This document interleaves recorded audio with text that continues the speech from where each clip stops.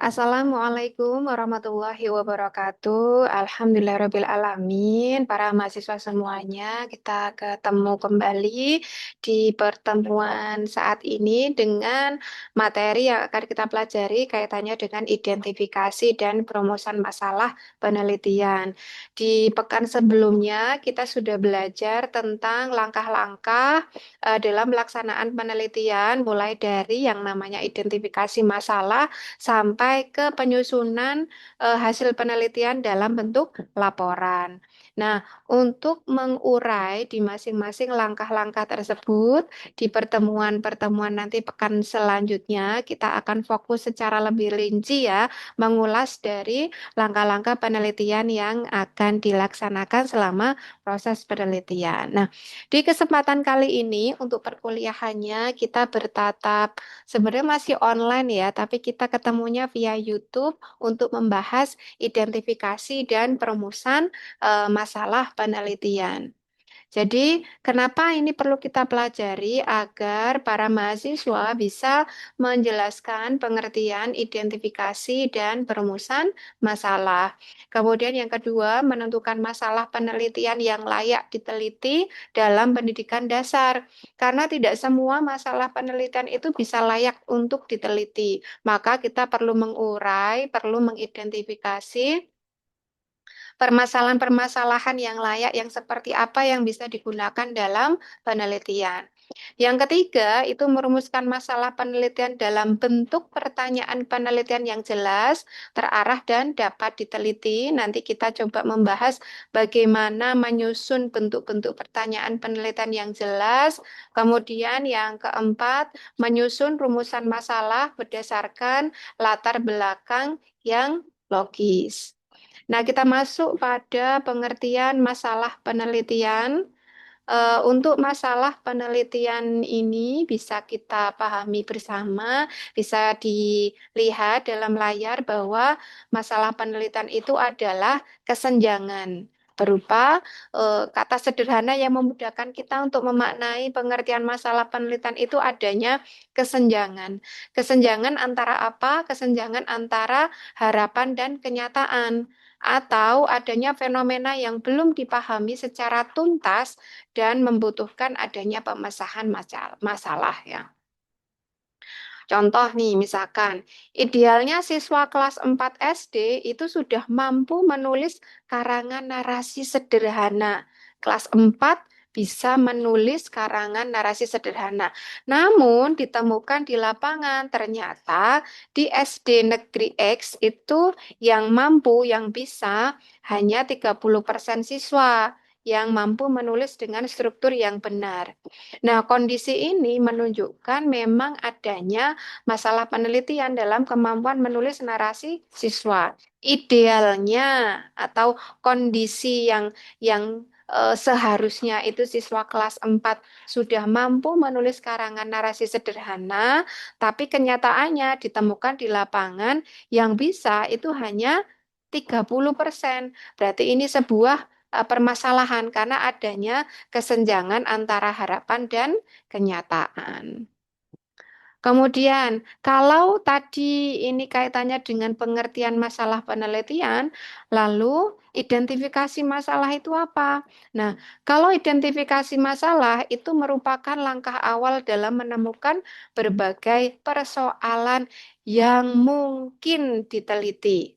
Nah, ini Bu apa dalam penyusunannya mengidentifikasi makna dari identifikasi masalah saya beri tanda merah untuk menjadi pengingat bahwa identifikasi masalah itu menemukan berbagai persoalan yang mungkin diteliti. Dengan cara apa? Satu, mengamati fenomena pendidikan.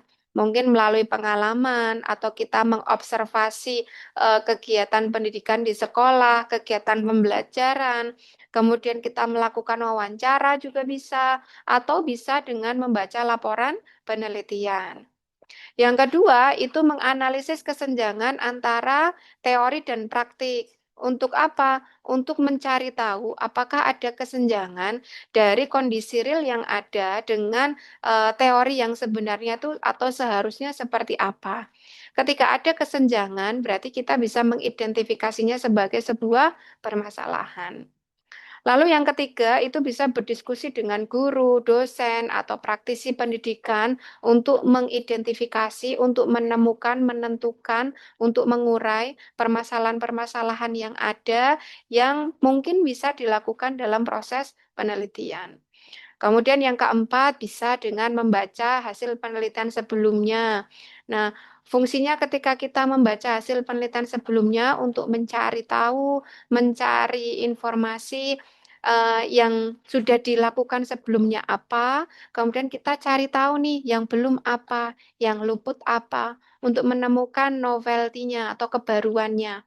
Jangan sampai yang kita lakukan dalam penelitian itu sebenarnya sudah banyak, sudah dilakukan, sudah sering, hasilnya sudah kita tahu bersama, tapi kita lakukan penelitian lagi. Nah, kalau berdasarkan dari temuan hasil penelitian sebelumnya, berarti kita mencari sesuatu yang something new atau yang baru, yang belum dilakukan atau yang luput dari penelitian sebelumnya apa. Tujuannya apa dari empat kegiatan ini? Untuk menemukan berbagai kemungkinan masalah yang muncul di lapangan. Nah, contoh-contoh hasil identifikasi masalah nih dari hasil berbagai kegiatan tadi ya, misalkan bisa wawancara, observasi, kemudian bisa berdiskusi. Nah, ini contoh-contoh hasil identifikasi masalah tuh misalkan yang pertama siswa masih kesulitan dalam memahami pecahan dalam matematika atau motivasi belajar IPS yang masih rendah. Kemudian penggunaan media pembelajaran masih terbatas. Kemudian evaluasi pembelajaran belum mencerminkan kemampuan berpikir kritis dan masih banyak lagi. Pada prinsipnya yang bisa kita tulis yang merupakan hasil dari identifikasi masalah ketika kita menemukan kesenjangan gitu. Kemudian tadi ada definisi masalah, ada identifikasi masalah, kemudian kita ada lagi yang namanya pembatasan masalah. Jadi kalau para mahasiswa ketika menyusun sebuah laporan penelitian atau mungkin berupa proposal penelitian di bab 1 itu urutannya ada latar belakang, kemudian ada identifikasi masalah, lalu setelah identifikasi masalah membahas di bagian pembatasan masalah atau batasan masalah. Nah, kenapa batasan masalah itu ada atau perlu kita cantumkan atau perlu kita uraikan atau perlu kita sebutkan dalam sebuah kegiatan penelitian karena bisa jadi tidak semua masalah itu yang kita temukan saat misalkan hasil observasi atau wawancara tadi bisa jadi tidak semua masalah itu bisa diteliti. Kenapa? Mungkin yang pertama apa masalah yang ditemukan itu belum relevan dengan bidang kita. Misal kita menemukan di bagian di luar kapasitas kita, kalau sekarang mahasiswa kan berarti calonnya guru SD. Mungkin permasalahannya di luar permasalahan seputar itu. Kalau tidak relevan dengan bidang kita, maka sebaiknya tidak perlu dilakukan. Karena apa? Kita tidak punya kapasitas. Kemudian perlu dibatasi lagi itu kita perlu identifikasi lebih jauh. Yang kedua, dapat diteliti secara ilmiah atau tidak. Jadi, ketika kita punya pertanyaan besar bahwa ini sebuah permasalahan penelitian, itu bisa diteliti melalui alur penelitian secara ilmiah atau tidak. Jangan-jangan permasalahan itu tidak bisa diteliti atau dipecahkan secara ilmiah. Contohnya apa? Misalkan eh, seputar apa ya pelaksanaan KBM di sekolah. Tapi ternyata pas waktu kita ke sekolah misalkan dengan observasi atau dengan kunjungan wawancara dan sebagainya, ada permasalahan seputar kesurupan massal nih misalkan di sekolah. Itu permasalahan sih, tetapi penyelesaiannya apakah nanti memang dapat diteliti secara ilmiah atau relevan dengan bidang kita, maka ketika itu memang ditemukan sebagai permasalahan. Iya, tetapi dalam kapasitas kita sebagai seorang peneliti perlu mempertimbangkan apakah ini relevan dan bisa diteliti secara ilmiah atau tidak. Maka menyusun atau menuliskan batasan masalah itu untuk memfokuskan, untuk mengerucutkan, untuk memberikan batasan area penelitian kita nanti seputar permasalahan yang mana. Kemudian yang ketiga itu kenapa perlu membatasi masalah? Karena kita perlu melihat dari segi waktu, kemudian dari banyaknya data. Jadi kalau misalkan kita proses pelaksanaan penelitian itu hanya terbatas waktu dari sekian bulan atau mungkin sekian tahun atau sekian puluh tahun, maka kita perlu batasi sesuaikan dengan kapasitas waktu yang kita miliki. Kemudian dari penelitian itu kaitannya dengan data juga bisa. Jadi data ini yang dihasilkan akan seberapa banyak nih? Jangan-jangan terlalu banyak atau mungkin data yang dibutuhkan itu di luar dari konteks pelaksanaan penelitian yang mau kita lakukan. Kemudian yang keempat dari segi kebermanfaatannya, harapannya sih bisa bermanfaat secara praktis. Karena kalau secara praktis bisa berdampak pada si peneliti itu sendiri atau pihak-pihak yang cukup dekat atau beberapa pihak yang terlibat dalam pelaksanaan penelitian itu. Maka permasalahan yang ditemukan di lapangan perlu adanya pembatasan. Kemudian tadi ada pengertian masalah, kemudian identifikasi masalah, kemudian batasan masalah. Nah, sekarang eh, selanjutnya adalah merumuskan permasalahan itu dalam bentuk berupa yang namanya pertanyaan penelitian. Kalau dalam penyusunan skripsi atau proposal penelitian itu letaknya masih di bab 1 setelah latar belakang, kemudian ada identifikasi masalah, batasan masalah, lalu rumusan masalah. Jadi merumuskan atau perumusan masalah ini sebuah proses untuk menyusun masalah dalam bentuk pertanyaan penelitian yang jelas, spesifik dan dapat diuji secara empiris. Rumusan masalah itu nanti kan berupa kalimat pertanyaan ya, di mana pertanyaan penelitian ini menjadi sebuah pertanyaan besar di benak si peneliti yang itu membutuhkan jawaban melalui serangkaian proses penelitian. Nah, kemudian ciri rumusan masalah yang baik harus seperti apa? Yang pertama, mengandung minimal ada satu variabel yang dipertanyakan dalam rumusan masalah itu. Satu variabel atau lebih bisa, tapi minimal harus mengandung satu variabel. Yang kedua, dapat dijawab melalui pengumpulan data. Ya, tadi seperti yang saya sampaikan, jadi pertanyaan penelitian ini yang spesifik jelas dapat dijawab melalui pengumpulan data atau serangkaian proses penelitian berdasarkan langkah-langkah ilmiah. Kemudian yang ketiga, tidak bersifat normatif. Misalkan mengandung kata sebaiknya, harusnya, seyogianya, ya, senya-senya dan hanya-hanya yang lain ya. Nah, ini tidak boleh yang bersifat normatif seperti itu.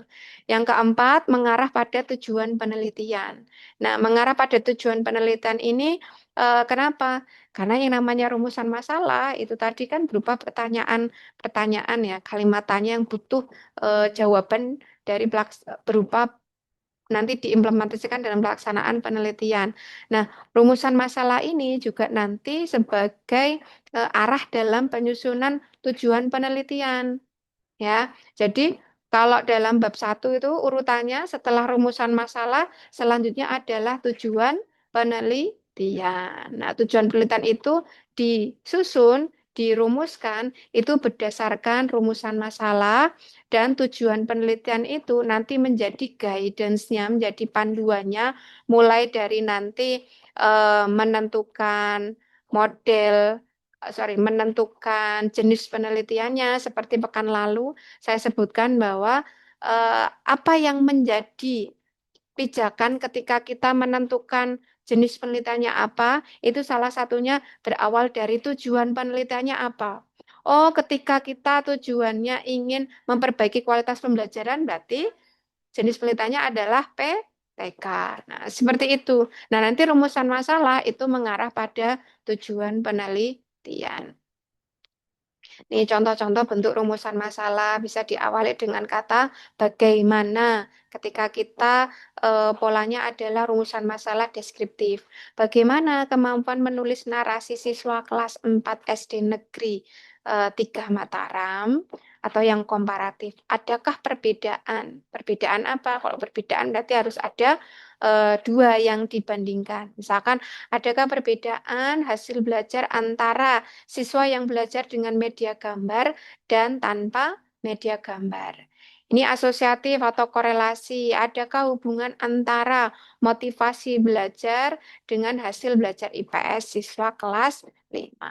Nah, ini rumusan masalah yang perlu digarisbawahi, dia berupa kalimat pertanyaan yang spesifik dan bisa dijawab melalui proses pengumpulan data penelitian. Ya, ini bentuk-bentuk rumusan masalah bisa dicek di layar. Kemudian yang sebagai catatan, ya ini penting. Jadi yang pertama, kesesuaian bentuk rumusan masalah dengan tujuan penelitian itu adalah hal utama. Jadi rumusan masalah dan tujuan itu bukan saling berkaitan ya, tapi memang saling berhubungan secara erat. Misalnya jika tujuan penelitiannya adalah meningkatkan hasil belajar, maka jenis penelitiannya adalah PTK, bukan deskriptif. Nah, ini ada kaitannya mulai dari rumusan masalah, tujuan, dan bagaimana kita menentukan jenis penelitian yang akan dilakukan. Sekali lagi, jadi ada PTK, eksperimen, korelasi, R&D, itu berbagai macam jenis penelitian yang dipilih, yang ditentukan itu berdasarkan tujuan penelitian. Yang kedua, gunakan kata tanya operasional. Ya, misalkan bagaimana, sejauh mana, adakah pengaruh, hubungan, efektivitas, efektif, dan sebagainya. Itu untuk eh, supaya kita lebih bisa mengoperasionalkan apa yang ingin kita ketahui melalui proses pelaksanaan penelitian. Kemudian hindari rumusan yang bersifat normatif. Misalkan bagaimana sebaiknya guru bla bla bla bla, atau misalkan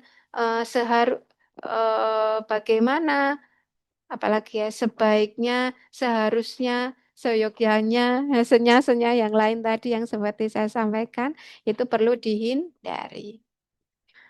Kemudian, nah ini ada hubungan antara latar belakang, identifikasi, dan rumusan masalah. Pada penyusunannya, ketika kita menyusun di bab 1, latar belakang, identifikasi, dan rumusan masalah itu berada di satu blok yang sama di bab 1. Ya.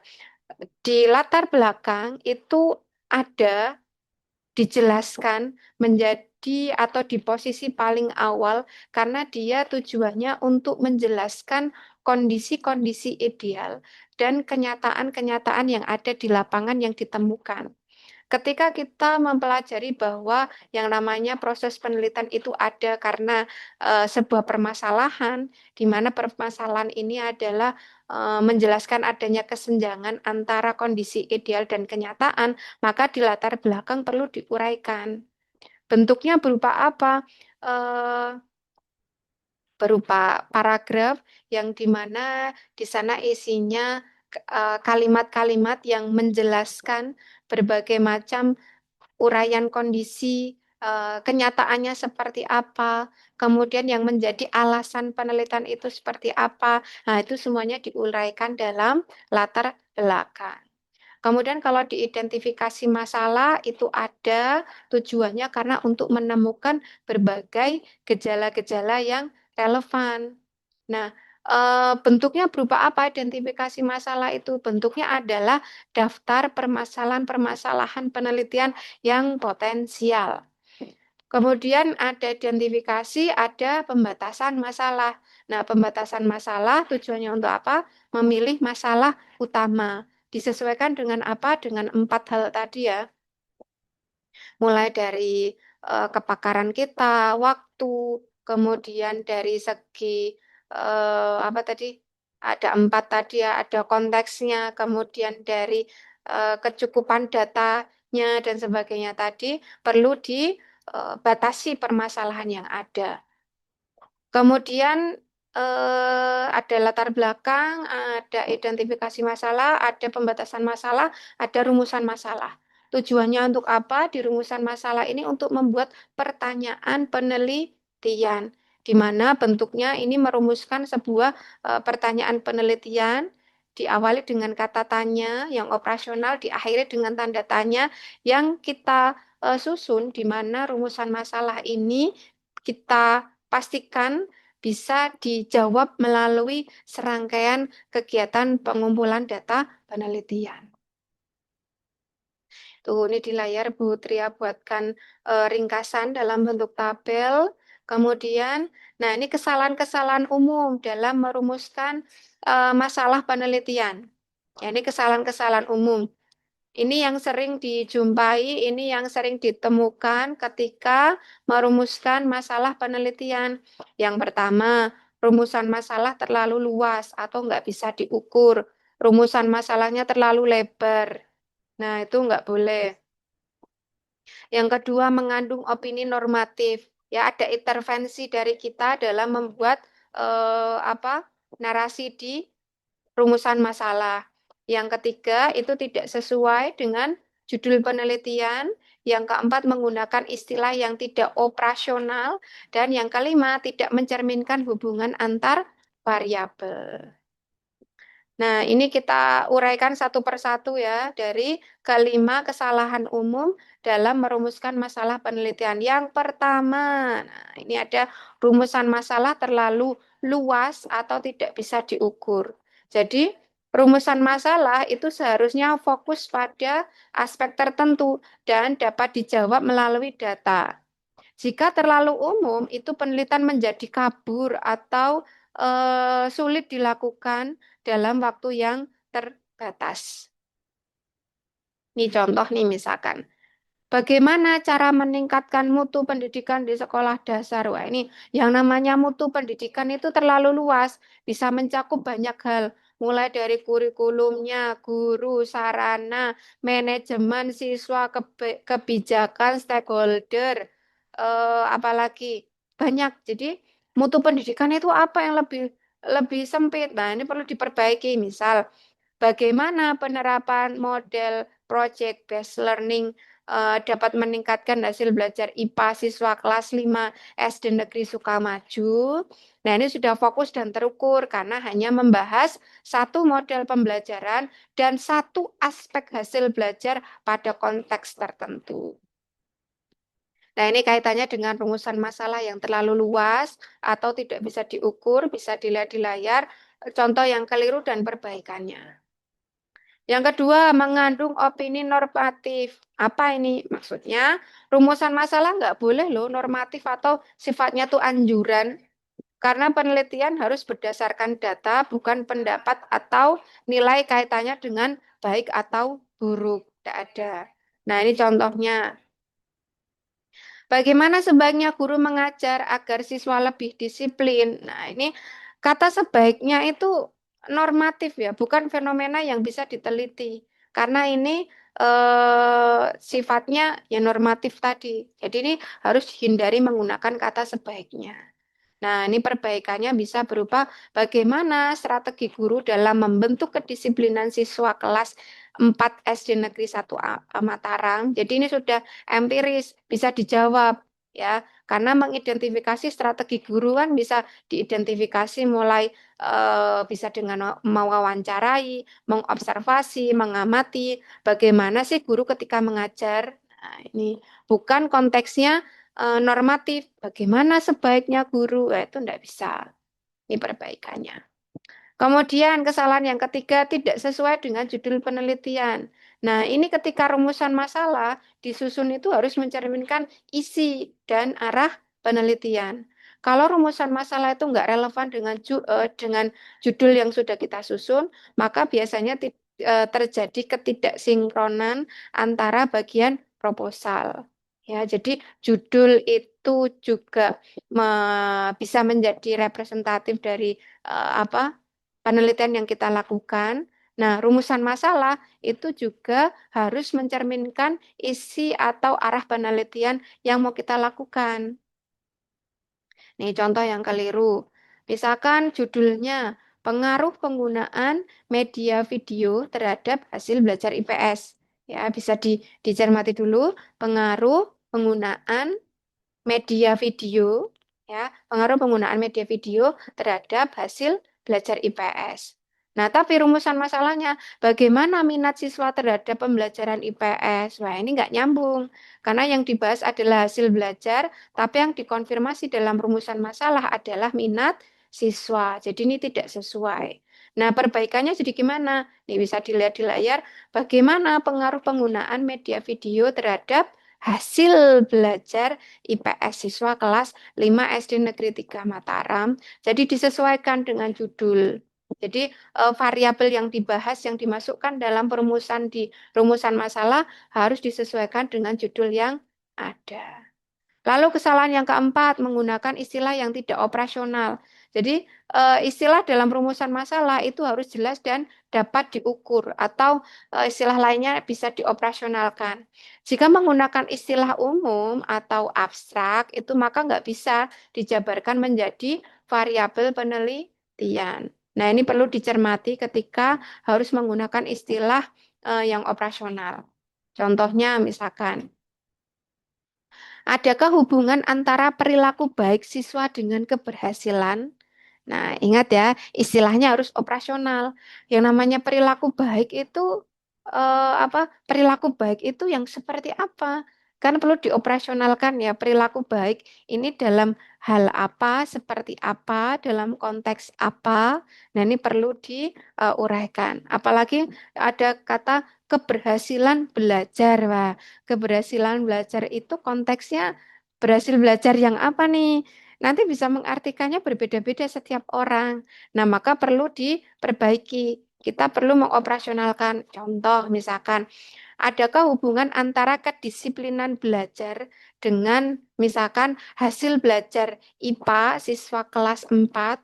Nah, yang namanya kedisiplinan belajar, hasil belajar ini masih bisa diukur secara konkret. Jadi, kita masih bisa menemukan instrumen yang bisa digunakan untuk mengukur baik dari aspek kedisiplinan atau hasil belajar. Tapi kalau yang perilaku baik, keberhasilan belajar agak sulit untuk menemukan karena nanti konteks dalam pendeskripsiannya atau mendefinisikannya secara konseptual perilaku baik dan keberhasilan belajar mungkin bisa beragam. Itu. Lalu yang kelima, nah ini tidak mencerminkan hubungan antar variabel. Jadi ini terjadi jika rumusan masalah itu menyebutkan dua hal, tetapi tidak menunjukkan hubungan logis antara keduanya. Padahal desain penelitian itu menuntut adanya hubungan atau korelasi atau eksperimen misalkan. Tapi ini tidak mencerminkan. Nah, ini perlu diperbaiki, perlu diperhatikan. Nah, ini contohnya misalkan. Bagaimana penggunaan media gambar dan hasil belajar siswa? Nah, ini kalimat ini nih agak sulit nih karena menyebutkan dua hal tanpa menunjukkan hubungannya apa, korelasinya apa, antar kedua ini mau dibahas dalam konteks apa. Nah, ini pertanyaannya agak sulit. Nah, bisa diperbaiki dengan cara nih yang di bawah. Adakah pengaruh penggunaan media gambar terhadap hasil belajar siswa kelas 3 SD Negeri Harapan Jaya? Nah, ini sudah jelas nih ada konteks yang dibahas yaitu hubungan secara kausal antara dua variabel. Apa itu? Media gambar dan hasil belajar. Jadi, ketika kita menyusun sebuah rumusan masalah, perlu diperhatikan hal-hal yang bukan memperhatikan ya, tapi 5 kesalahan ini perlu kita hindari supaya dalam menyusun rumusan masalah itu memang bisa mewakili dari atau merepresentasikan judul penelitian yang mau kita lakukan, kemudian bisa terukur, bisa diselesaikan, dijawab melalui serangkaian penelitian, dan bentuk dalam perumusan masalah harus menghindari kelima permasalahan yang saya sebutkan ini. Nah, ini slide terakhir ternyata terima kasih. Jadi demikian materi yang saya dapat saya sampaikan kaitannya dengan identifikasi dan perumusan masalah. Semoga bermanfaat untuk para mahasiswa semuanya. Saya tutup dulu. Wassalamualaikum warahmatullahi wabarakatuh. Ya, oke.